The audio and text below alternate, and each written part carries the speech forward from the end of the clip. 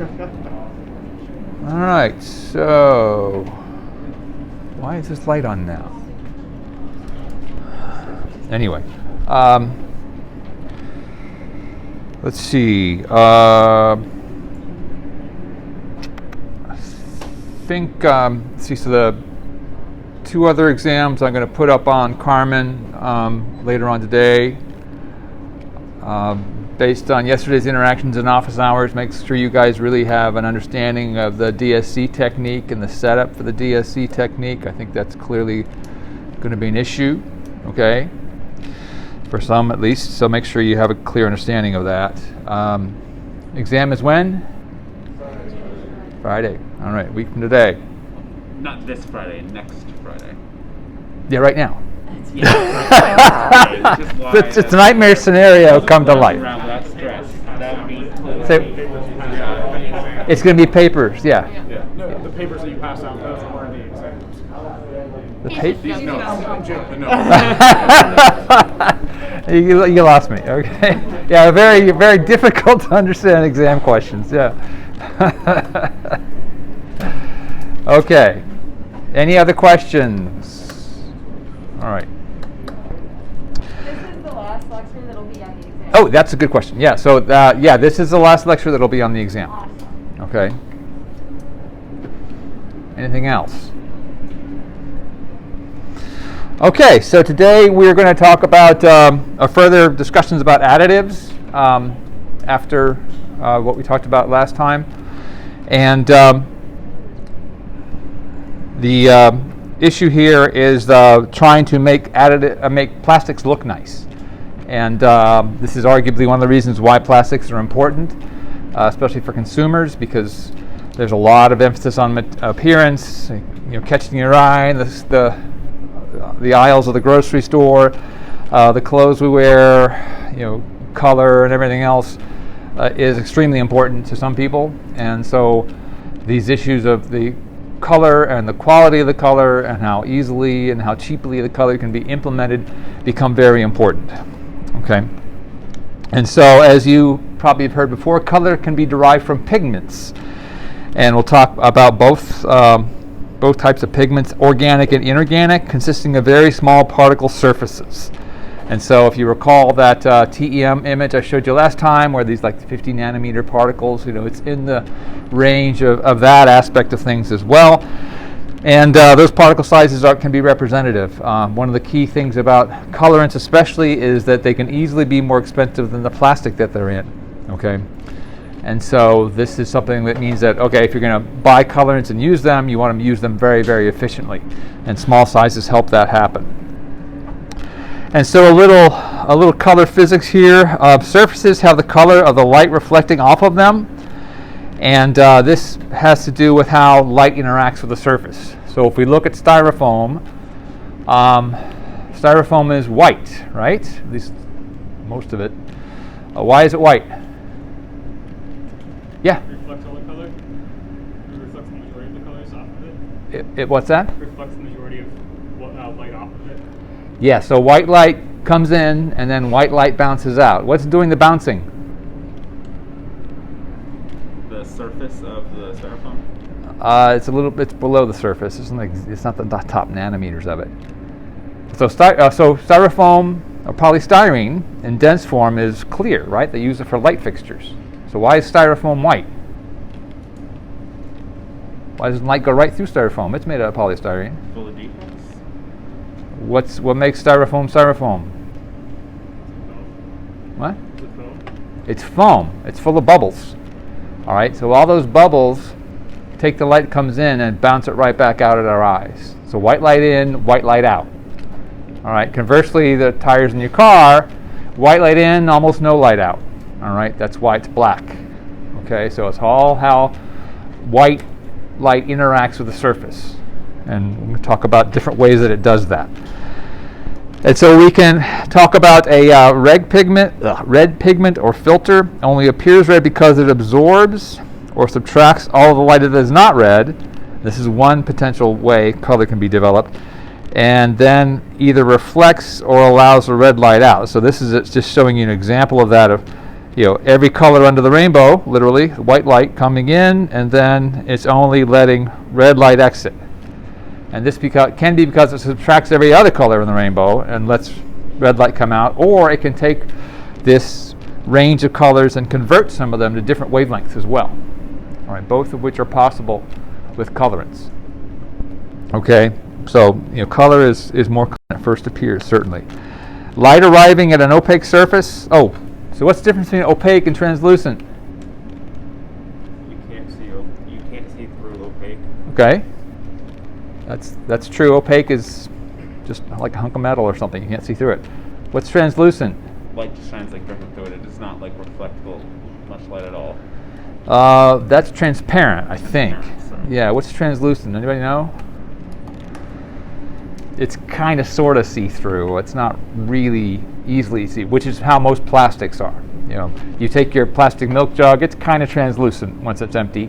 You can kind of sort of see through it, but not very well. But when light does arrive at these opaque surfaces, it's either reflected specularly, which is in the manner of a mirror, just bounces straight off, or scattered, and this is more typical, reflected with diffuse scattering, or absorbed, or some combination of these. And so plastics let some light in, and then some light comes out, and in that process of going into the plastic, some scattering is going to occur. It's just the nature of the fact that it's going from one interface to another. Opaque objects that do not reflect specularly, which tend to have rough surfaces, which means most plastics, have their color determined by the wavelengths of light they scatter more and which they scatter less, with the light that is not being scattered being absorbed. If objects scatter all wavelengths, they appear white, like styrofoam. All right. If they absorb all wavelengths, they appear black, like tires. All right. These current tires. Find interactions, and again, this issue of colorants, you can argue for a lot of things, are why plastics are important, because of their impacts on marketing and aesthetics, because we know that making things attractive is part of why plastics exist as these certain areas of application. And the simplest thing is to think of pigments that produce light scattering leading to absorption or re-emission. And so the light comes in, it sees this yellow surface. All right, that yellow surface is either converting the light comes in, or it's sucking up all the rest of the light and letting yellow light come back out. All right, but that pigment, and when I say pigment, it means it's a particle, and so it's definitely got a surface.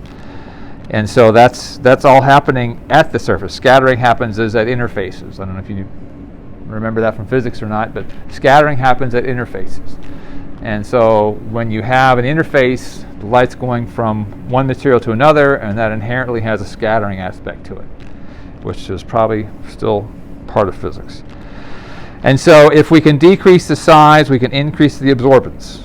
And so that's why we want these particles to be as small and as tiny as possible, because we get better behavior in terms of the absorbance when we decrease that size. And so, as I said back at the beginning, there are both inorganic and organic pigments. And just like before, we have to think about physically dispersing them. And so in the context of an organic pigment, hopefully this is not too challenging, because if you're taking an organic pigment, like some kind of organic colorant particle, that means it's organic, just like plastic is. All right, and so getting a good interface between those two phases shouldn't be too challenging, because plastic and organic are basically the same thing. But if we have the other challenge, which is inorganic pigment, so like an oxide of some kind, which I'm going to show you a bunch of here in a second, then it's more of a challenge, because we know that the plastic doesn't want to wet the surface of that pigment. Okay? And so we must, in doing that, physically, or get rid of the physically held surface error. And so this issue of coupling agents and how they can influence the wetting of those surfaces is going to become important in this context. And so the performance, again, you want it to interface really well, because you don't want the colorant to decrease the physical properties of the plastic you're putting it in. All right, so controlling these things becomes very significant. And as we've discussed, as I said before, it's more of an issue for inorganic than organic pigments. Okay, any questions about all that so far? All right, so we're all wearing examples of pigments. All right, the clothes we wear have different colors. The PET, or if you're wearing cotton, none of those things are the colors that you see in your shirt, unless you have a white shirt. All right, and so PET is, you've seen 2-liter pop bottles, that's PET's normal color. All right, so we get orange, we get red by the use of some type of pigment, or in a minute I'll talk about dyes. And all these things are designed to not decrease the physical properties of the threads that go into our clothing. And there are many people, believe it or not, who spend their lives obsessed with color, exactly what the color is. And they work at places like the Gap and Limited and other places. So it's a huge industry, color. Managing color, understanding color, controlling color. Okay, so the simplest thing, which is actually where the industry started, it is pigments. And these are available obviously in a broad spectrum of colors. All these are pigments down here. They look fantastic, at least in this image. And however, the colors are based off of reflection, so net additions to plastic color tend to be more diffuse. All right, we'll talk about dyes in a minute. Dyes are better in terms of their ability to color things. They're not quite as brilliant, even though this picture, these are just the pure pigments. They look fantastic by themselves. You put them into a plastic, you get some scattering. It's not as fantastic. It still takes up that color, but again, there are people who are obsessed with how good the color is. And so this somewhat old table is showing you inorganic pigments for polyethylene. I know it's hard to read, but the point here is that, first off, this is a printed table. Nowadays, of course, we don't use printed anything anymore. There's an online database, or you go to that. But the other thing you might notice is that a lot of these are oxides, and hopefully you can see that some of these are a little outdated. We don't use cadmium yellow anymore, I can tell you that, or cadmium orange, or cadmium mercury red. You know, these had to do with what was in them at the time. So back in the 60s, 70s maybe, you know, they went to what they knew, which was what the pigments that were used to color paint used to be. And so this was commonly mixed into plastics, in this case polyethylene, as it says up here. And oops, you can't see that from where you're at. All right. And so this is historically interesting, but a lot of these are still around in terms of the use of these other oxides that don't sound so toxic, unlike cadmium and mercury.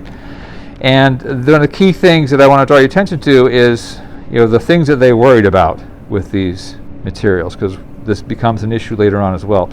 Heat stability. All right, so these things have to go to an extruder, and while making it a pretty color, they have to see temperatures of greater than 200 degrees centigrade. So you don't want them to turn brown in the extruder. They also have to be UV stable. We've talked about the fact that plastics see sunlight, so you don't want your swing set to go from a nice bright green to dark brown, you know, just due to sun exposure.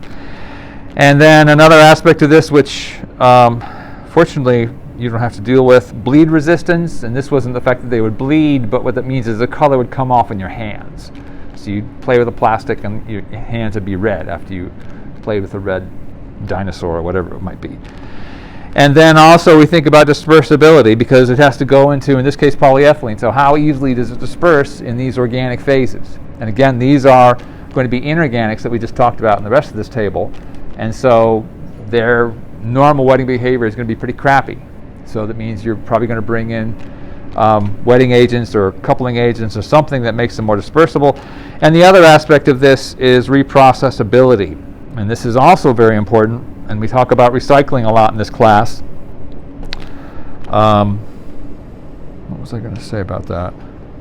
Anyway, so recycling is very important, but plastics have actually started a lot of the on-site recycling, because plastics, if you would mold a product, and if it wasn't the right shape or it had some part of the mold didn't fill, they could just take it literally and toss it right back into the extruder, all right there on site, because the extruder would grind it up and make melt out of it.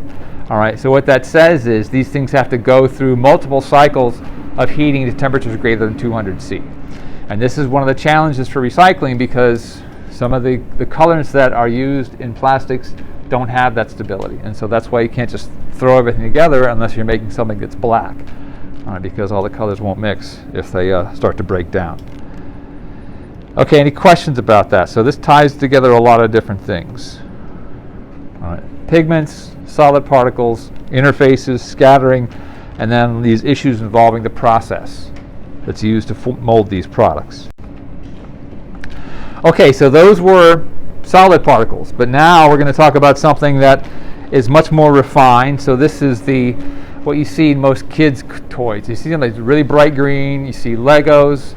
Oh yeah, I did find out. Yeah, Legos are ABS. Somebody was pointing that out. Although they're trying to use recycled PET, but unsuccessfully so far. So right now, all Legos are still ABS. But when you look at Legos or any other brightly colored plastic, you're looking at something that's colored with a dye. And a dye is not a solid particle. It's a molecular compound that dissolves into the plastic. Okay? And so, in doing so, there are no interfaces, and so there is no scattering because it's just dissolved into the polymer phase, whatever that might be. So pigments equals solid particle. It can just latch onto the surface of the plastic, or maybe like... It needs to be integrated well with the plastic it finds itself inside of. Yes? Basically, yeah, and dyes are molecules that just dissolve into the plastic. Yes, right. And these are some examples of those molecules shown here. And one of the key things that you can see, I know it's a lot, first off. Some of these, let's see, crystal violet, I see that in some of the work we do. Congo red is a rhodamine B. We use a lot of rhodamine B. So these are things that provide color, but hopefully a couple of things should jump out at you. First off, they have a lot of rings in them, all right? And those rings involve double bonded carbons inside those rings. And secondly, there's no metal. Unlike what we saw in that previous list where it was chromium this, cadmium that, iron that, all those things involve metals. But none of these involve metals except, well, there's a couple that show a sodium salt, but that's just a salt. It's not really part of the color. Everything's happening in these structures. And so this Congo red is showing you a lot of double bonds and some nitrogen double bonds. And all these things together, I talked about this last time, kind of act as a catcher's mitt for those photons. All right? They're coming in, they're raining on your plastic, and they're being captured by these structures. And these structures take the energy of those photons and convert it into different photons of different colors. Okay? And so that's one of the reasons why these work so well. Not only do they not have interfaces, but they're also pretty good at changing the color of the light that is incident on them. Okay? And as you see here, there are a lot of them. And this is, again, just scratching the surface of the dyes that are used. And so, how do these work? These are organic compounds that are colored when there is what's called extensive conjugation. And we'll talk more about this when we talk about conductive polymers. But conjugation means an interaction between double bonds. As you just saw, there's a whole lot of them, bless you. And those double bonds interact with each other, and that causes this phenomenon of conjugation. And that's what allows these energy transfers to take place, all those double bonds that you saw on those structures. And so you end up creating a small energy gap between what's called the highest occupied molecular orbital and the lowest unoccupied molecular orbital. And so these compounds that you just saw have orbitals, all right, and if you feed energy into them, then electrons can make the jump from one state to another. And what they can then do is once they jump, they can fall back down, and when they fall back down, they emit a single wavelength photon, okay? And that's how this process of coloring takes place. And so this brings the absorption band from the UV. So, clear polystyrene or PET absorbs way down in the UV, below wavelength of light that we can see. But in adding these dyes to it, it can then work with visible region photons. Okay? And so I'm showing you this color table over here to give you an idea of some of these wavelengths, and if you ever work in this field, you'll memorize these things. So red photons have a wavelength of 625 to 740 nanometers, orange 590 to 625, green is 500 to 565. And so these are all important wavelengths to us in the context of achieving certain types of colors, because these wavelengths of the photons correspond to what our eyes see. for those particular colors. And so what we're looking at is the creation of color when photon energy is absorbed by the compound, and this electron transitions from the highest occupied molecular orbital to the lowest unoccupied molecular orbital. All right, so you guys remember orbitals. All right, talk about the hydrogen atom, and you talk about things more complicated than hydrogen. They have different orbitals around those protons and neutrons. All right, and that's jumping from one of those to the next. All right, so just think about that. And however it gets there, when it falls, that's a certain defined distance. And that's why we get one wavelength of light coming out of these things. Any questions about that so far?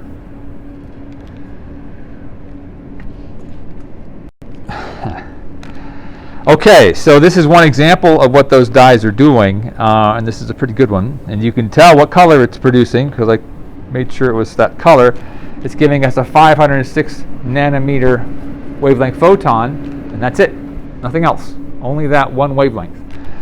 But what it's doing, and this is the beauty of it, is that it's looking at 380 nanometer photons, works with those, or 730 nanometer photons, it works with those. So 380 is like violet purple, 730 is like dark red. All right, those two photons come in, they hit this catcher's mitt of double bonds, nitrogens, and aromatic rings, and then it converts it into this one wavelength of green light. Okay. So the dyes absorb light, and then as a consequent emit light that has different properties. These solutions also emit the color of light that is not absorbed. And so, the goal here is that there's enough of these and those turning into that it overwhelms the other wavelengths that this dye is not working with. So to our eyes, it still appears green, even though it might have some blue in there. Well, I guess it would be yellow. Anyway, if there's yellow in there, the green overwhelms it. So we see it still as a bright green object. Okay? Any questions about this so far? Not supposed to be exotic, but you guys don't get much background in color normally. Okay, so as you saw before, there are a whole bunch of dyes out there. And as we talked about, they provide color without scattering because there is no physical interface between the plastic and the color source. And so this means we have this purer, more brilliant color. And there are issues associated with how these things interact with polymers. We have to worry about dye solubility, and so this is a big deal for thread, for clothing, because thread is a highly oriented polymer and tends to crystallize somewhat internal to those threads. And one of the issues has been that when you have a dye in there, it doesn't belong inside the crystal either. All right, crystals typically don't like defects in the polymer chain. They also don't like dyes showing up inside the crystal structure, so it tends to reject them. And if you start to concentrate the dye, then the color doesn't look so good. This is a clothing industry thing, but they don't like it when it doesn't effectively be utilized in terms of changing the wavelength of incoming light.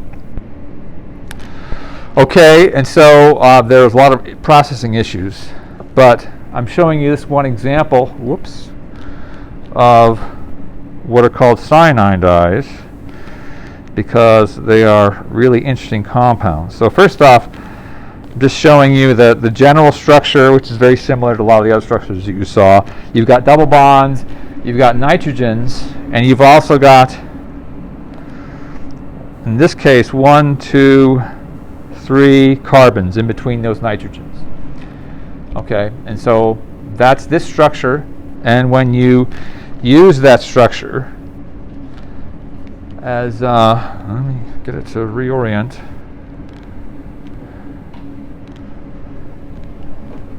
Nope, other way, all right. When you use that structure with the 3 carbons in it, you get this particular color for that particular cyanide dye. So 3 carbons gives you this red color. If you instead increase it to 5 carbons in between those 2 nitrogens, you then get this nice blue color. And then if you keep doing that, you end up creating, there it is, a nice violet color. So 3 gives you red, 5 gives you blue, 7 gives you this violet color. All right, but everything starts from that same common structure. All right, you just change the number of carbons. So it's a really elegant way of just changing the wavelengths that you get out of these things in very defined, very controlled ways. So there's a lot of opportunities here, because what else is going on is you're looking at R outside these structures, and you can engineer R to match with polyethylene or match with polystyrene or match with PET. All right, as long as the guts of it still has these 3, 5, or 7 carbons, you'll get the same color regardless. Okay, so it's very nicely done. So in general, regardless of how we do it, there are specific requirements for all colorants. It's efficient. Small additions must be very effective. Again, this can be the most expensive thing inside the plastic, these colorants. Okay, it has to be stable during processing. It's going up above 200 degrees. So these dye molecules I'm showing you, or that initial slide of dye molecules, not all those are stable at above 200 degrees. All right, a lot of them aren't, but they can all provide color. And so depending how you use it, you have to worry about whether they're stable during processing. Also, are they stable during use, as they are exposed to us handling them, or especially if we're drinking out of them or eating food off of them, which happens. We definitely want them to not end up on our food. No bleeding, especially, which is usually not a problem. They don't come off in your hands, at least not nowadays.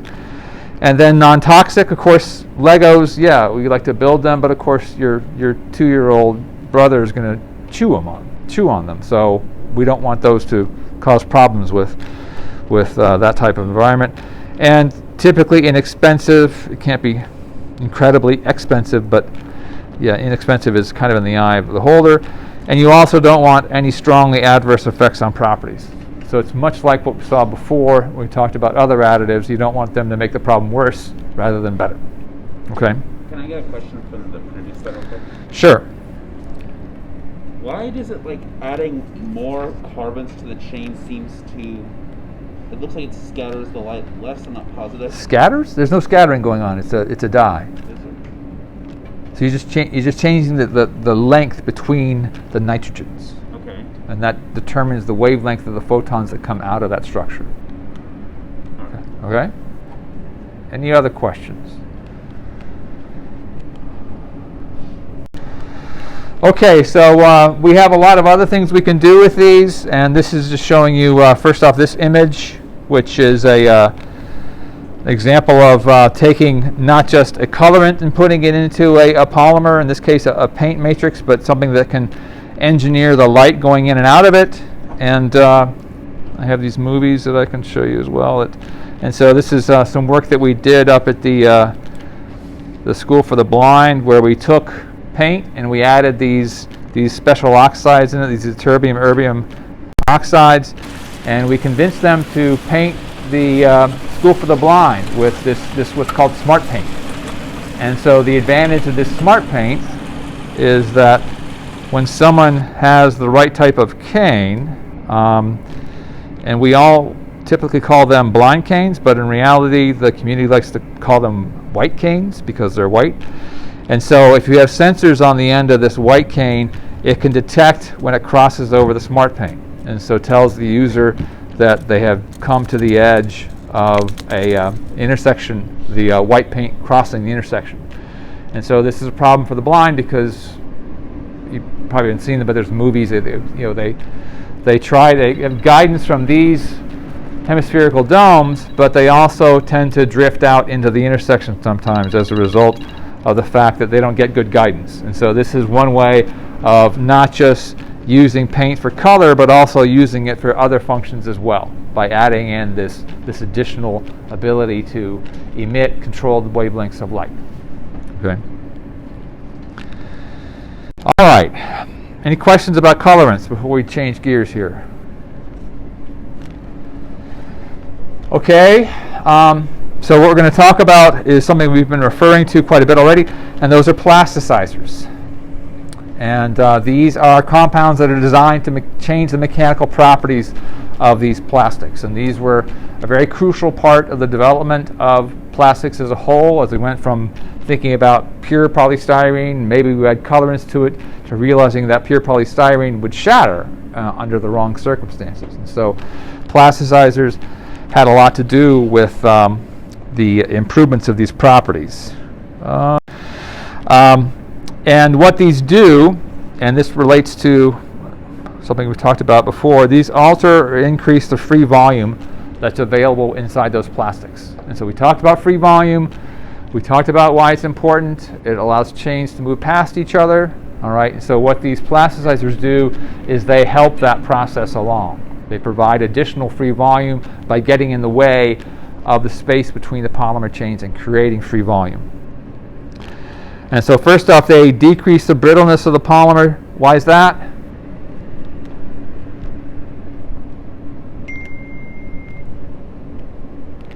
Why do they decrease the brittleness? Yeah. The chains can easily move past each other, and they're less likely just to fracture. Yeah, so they can respond to mechanical stresses associated with being dropped or poked or what have you, and they can move away from each other rather than just snapping at the interface between those polymer chains. And so free volume is very important because it enables that motion. And we have one way of referring to this, which is a little odd, but it's actually pretty accurate. We think about plasticizers as decreasing the glass transition. You see this a lot. And it has to do with the fact that we're sitting here at room temperature and TG is somewhere down here, all right, and if we add a plasticizer to it, it makes it more ductile, meaning that the glass transition is depressed even further away from us, all right. So that glass transition temperature drops further, which means by the time it warms up to us, it's more ductile, all right, less brittle. Okay, so the distance away from that glass transition is what determines our perception of its mechanical properties. Okay.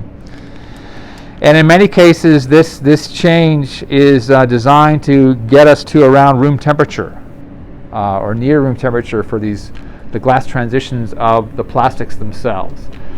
And one of the reasons why is it's kind of a balancing act. You're trying to make it softer, but you also don't want to degrade its properties. And so if you recall, we have the glass transition, and it goes from being this brittle, glassy solid, and then eventually it goes through the glass transition temperature, and now it's an amorphous solid in both places, but it's now viscoelastic. And so what we're doing is we're engineering the glass transition to be somewhere in that range so that it has aspects of the mechanical strength associated with the glassy phase, but more of the mechanical responses of the viscoelastic part of it. So it's a balancing act. You see this a lot in the engineering of plastics. And so we got a couple of different ways of looking at this. This is kind of an old-time representation, which I don't like very much, but it's showing you these square areas which represent crystalline structures, and we're talking about taking these plasticizers, which are the red dots, and dispersing them amongst all the polymer chains. And that's one way of referring to it. But a much better one is shown here, in which we start with this base polymer, which again shows you crystalline areas where the polymer chains are all lined up. Okay, again, they're using the same cheats that I use here in these images. So a mixture of amorphous and crystalline chains, and then we add these plasticizers to them. And these plasticizers look like little fish, okay, which is actually not bad when you look at the overall structures. This is kind of similar. And these guys have an affinity for the plastic chains in which they find themselves. So they associate with those plastic chains, and this one on the left is called a moderately plasticized polymer, and the one on the right is a highly plasticized polymer. And one of the things that should be obvious is that the amount of crystallinity has decreased from one to the other. Okay, and this is what you might expect. If there's an affinity of these guys for the polymer chains, they can get in the way of the crystallization process and decrease crystallinity in the system. Not necessarily to zero, but they can decrease it. So these crystals may still be somewhat rigid, but all the stuff around that has more free volume. So we can respond to mechanical stresses much more easily than in the absence of those plasticizer molecules. And again, I emphasize this was key back in the early days, because they found out there were issues. Let me just check here. Yeah, okay. So if you didn't have plasticizers, and we can talk about that in the context of what are the characteristics of plasticizers themselves. And so as you saw, they're little fish, but this is These are some structures of some plasticizers that are shown here. This one in the upper left is the di-2-ethylhexyl phthalate. Again, not one of those difficult to spell words. B is dibutyl adipate. C is trioctyl trimellitate. And then D is acetyl tri and hexyl citrate. Okay, but you can see they kind of have that overall fish resemblance you saw before. So there's a core structure and then sort of tails, and those tails are designed to interact with the polymer chains around them. And so it must do that because you want it to mingle really well with the polymer chains. You want it to like them. And one of the key things is that they must be non-volatile. So they have to be, they're not polymer chains, they're molecules, but they can't be little molecules because they'll just evaporate out, right? So when you guys buy a new car and you sit inside that new car and you get that new car smell, all right, most of that's plasticizer. Okay, that new car smell, if it was a Model T, it would not have smelled like that. They didn't use plasticizers in the Model T. It's not a car thing, it's a plastic thing, that new car smell that you notice. Which means the plasticizers are coming out and you're smelling it and you think it's good. It's like, oh, breathe deep the plasticizer. All right, great. Okay, and so part of the evolution of that in cars, back in the 70s, when we still thought Toyotas were crappy cars rather than good cars, Toyota came out with a foam core dashboard, which is a fantastic idea. All cars have them now. Obviously, it was a good idea. And so it's a foam plastic, kind of a foam rubber plastic core, maybe more rigid than that. And then there was a vinyl or plastic coating. All right. And so this is a great idea. They came out with them. They made a zillion of them first. And then after a year or two, they started seeing problems with cracking of those dashboards. And the reason why is because when your car sits in the hot summer sun, it goes up to like 150 C, maybe higher inside of the car. And what was going on was the plasticizer was leaving the coating in the dashboard. And it kind of went to the windshield and out the window, where else the plasticizer was going. And you probably breathed some in as well. All right, but it got to the point where enough of it left that this coating became brittle. And especially in the winter, when sun would hit it, there'd be this differential expansion and the dashboards would crack. And so you see these dashboards with these huge cracks revealing the foam core. It looked awful. You don't see them anymore, but you'd see them quite a bit back then. And so this is because it wasn't non-volatile enough, whatever plasticizer they were using. So Toyota and everybody else wised up and went to a slightly higher molecular weight plasticizer that wouldn't volatilize out at 150 degrees centigrade. Okay, but that was a great example of, yes, they had plasticizers, but they didn't engineer them quite well enough because you don't want them to come out of the plastic, at least not to a large extent. It's not 150 degrees Fahrenheit because Centigrade, oh yeah. Inside of a hot car in the summer? Yeah. that's like over 200 degrees Fahrenheit. Yeah, it gets pretty warm. Yeah. So this issue of remaining, and remember the sun is beating down on it as well. So not only is the car hot, you have a black dashboard, which is additional heating. These things also have to be non-crystalline at room temperature. Okay, so you want to make sure that they don't form little rocks on their own. So thinking back to that thing, and so you don't want them to crystallize. And so again, these are some examples of that. And so this one in particular, again, this di-2-ethylhexyl phthalate, DEHP, is especially important to us. We'll talk about it here in a minute. And so what these guys do is they are inserted molecules that increase the free volume, they decrease chain-chain contacts, and drop the glass transition. So if we look at it from the standpoint of the cartoons I always like to draw, we can do the same structures here. Instead of an S, like we talked about last time, we can use P as a plasticizer. So these guys get in the way, they get in between the polymer chains, they increase the free volume, and in doing so, that effective glass transition in the area around the plasticizer decreases. And there are different ways of presenting this. So you can think about it from the standpoint of the polymer chains. Without plasticizer, you add the polymer chains, and obviously they blow things up.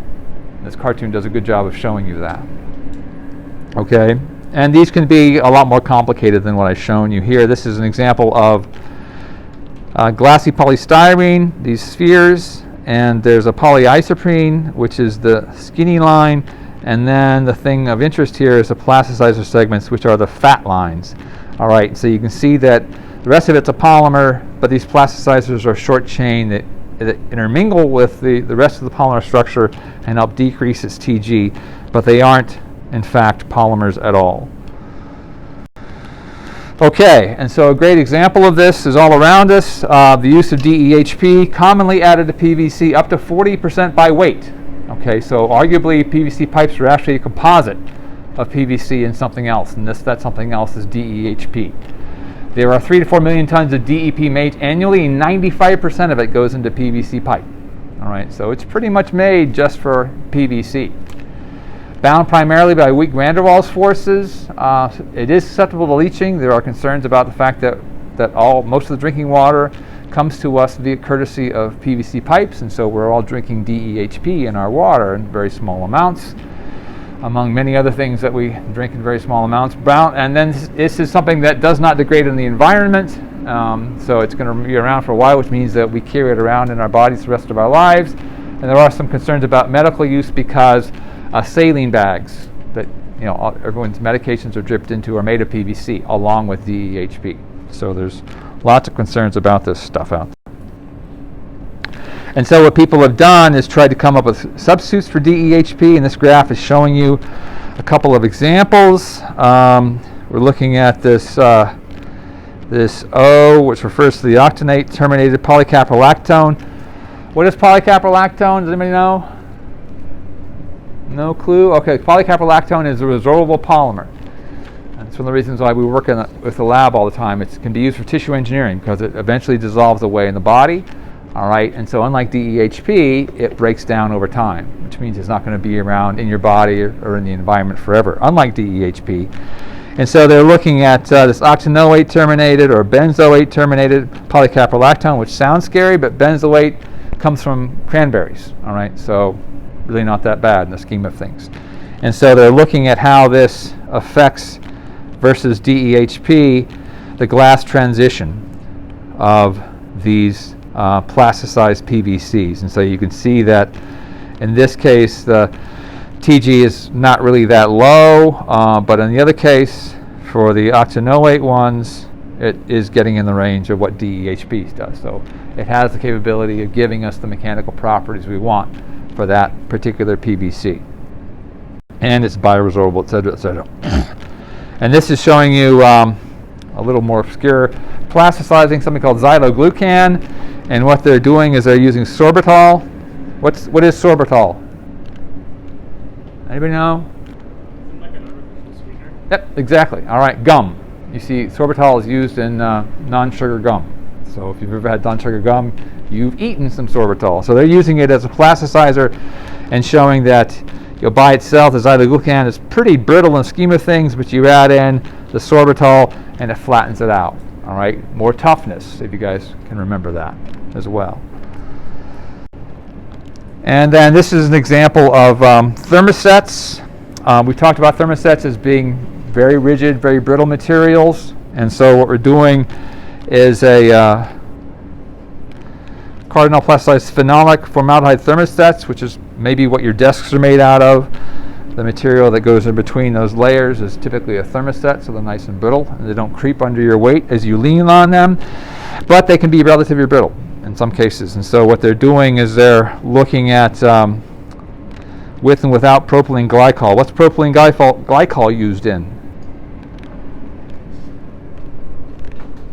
De-icing fluid or power? It's been used in de-icing fluid, but even more common than that.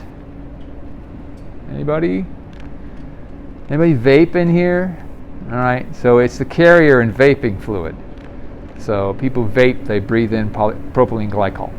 Okay, and so it's obviously can't be terrible for you. All right, so what they're looking at, the main advantage here is that with the propylene glycol, you get a higher level of strain when you add that propylene glycol to this particular thermostat. So again, it's improving the mechanical properties in the direction that we want it to go in. Okay, changing gears yet again, I'm going to talk about lubricants.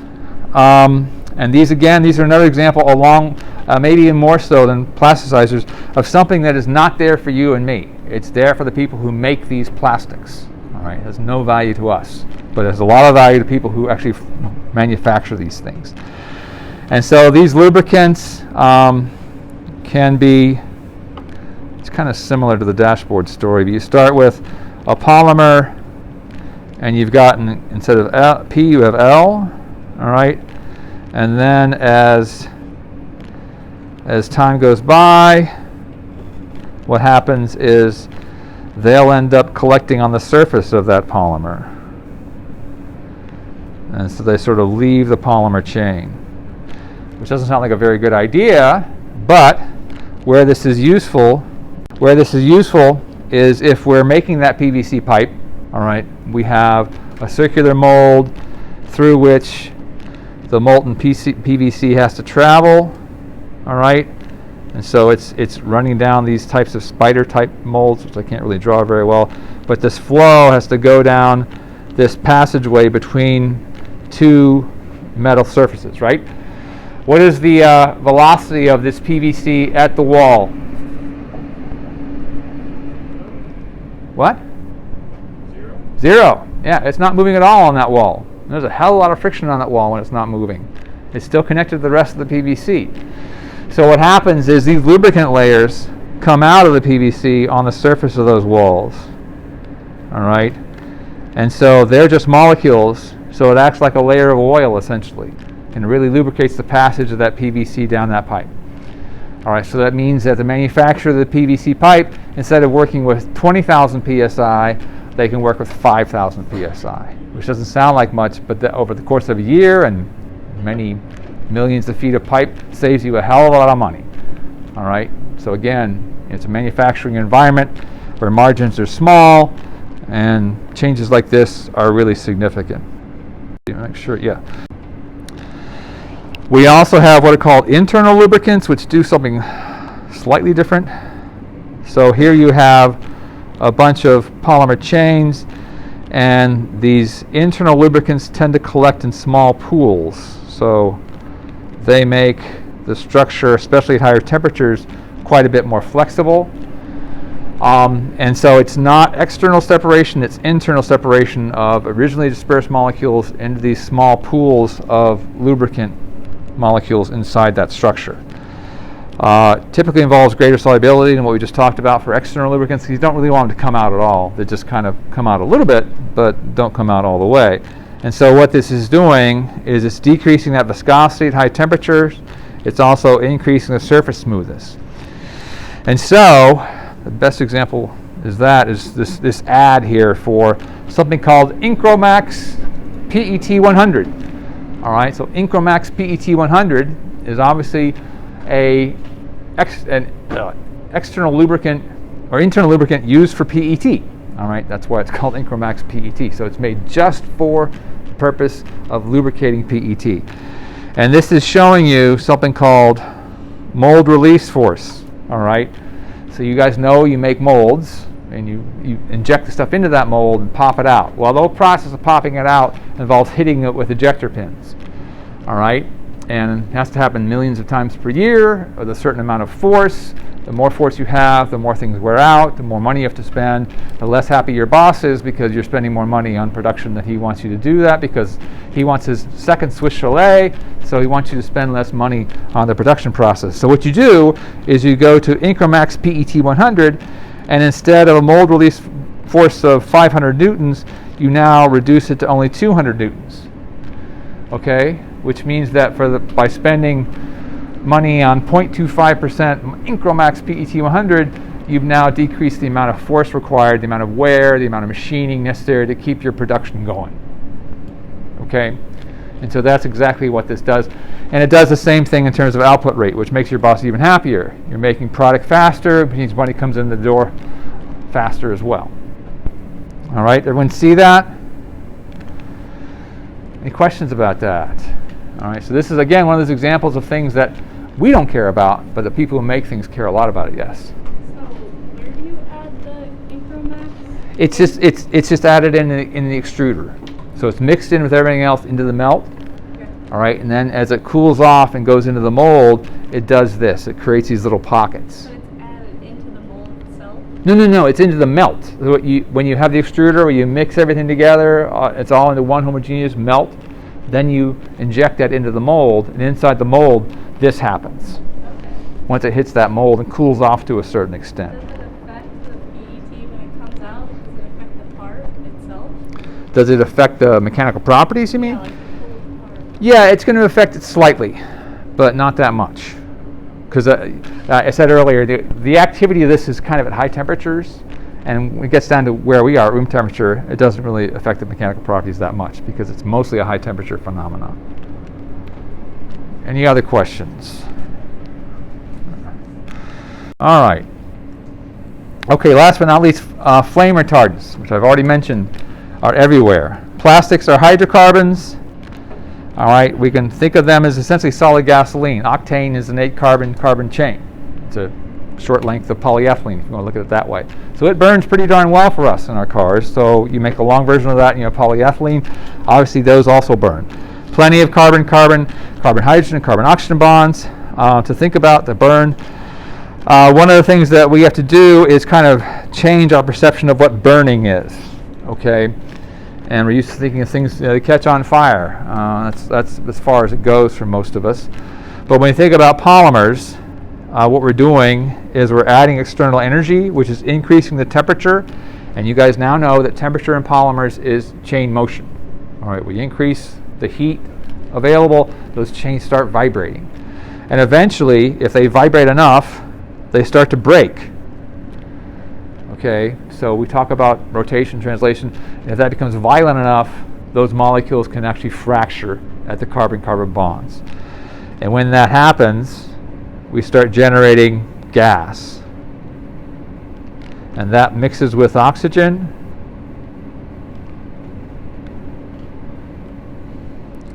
And that's what gives us flame. All right, so it's a lot like how gasoline behaves in the car. It gets vaporized, mixes with oxygen, catches on fire. All right, so what's happening is the plastic's down here, the burning is out there. The plastic itself is not burning, it's the gas that's coming off the plastic that's burning. Okay, it doesn't make much difference to us, it's still pretty hot. But what's happening is this process of free radical generation, catalysis, additives can make things worse, all right, by making the process of polymer breakdown easier, happening at lower temperatures. We get rapid decomposition, gas, smoke, liquids, char. I used to have a PVC pipe. When I first started teaching this class, I would bring the pipe in and I'd hit it with a propane torch and make it burn.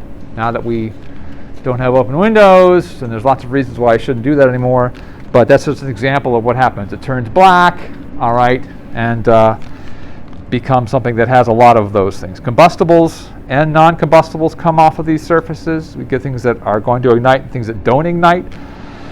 We have ignition of product gases and the surrounding O2. Again, it's not really burning of the solid. Okay, it looks that way, but it's not. It's the gas coming off the solid that's burning. And as an example of that, the amount of oxygen present is very critical to this. What's the amount of O2 in the gas we're breathing right now? 21%, or 20.9 if you're really picky about it.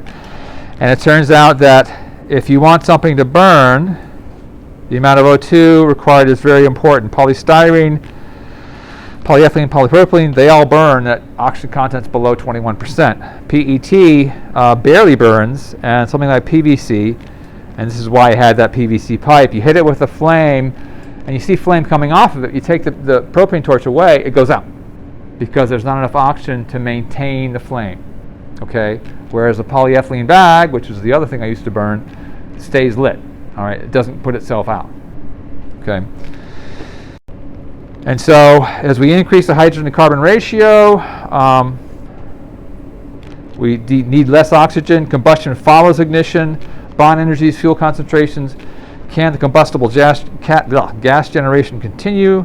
Flame propagation, chicken melting, charring, etc. Most deaths occur by smoke and toxic gas, not by flame itself. People walk out of a fire, walk down the block, and drop dead because their lungs are damaged. It's not the flame that killed them, it's the smoke they breathe. All right, and so that means that retardants in this iPad I'm holding are present in the plastics to help prevent this from happening, especially with electronics where things get hot. All right, and so these produce non-combustible gases, dilute fuel and air, undergo endothermic reactions which suck up heat and prevent the process from going forward. They can form fire-resistant coatings, various phosphates, halogens containing chlorine, bromine, and fluorine are present, and that's why if you go find yourself a blue whale in the deep ocean and look at their liver, you'll find flame retardants in their liver, because for this one purpose they become so widespread they are everywhere. They're in your liver as well. Teflon, on the other hand, requires 90% oxygen to burn. So Teflon is really good at not burning because it's made up of all these fluorine-containing molecules. Okay? All right. Who's going to the game tomorrow? Just a few people? Okay, my son is dotting, so look for him there. Thank you. I worked so hard to make it happen. All right, see you guys on Monday.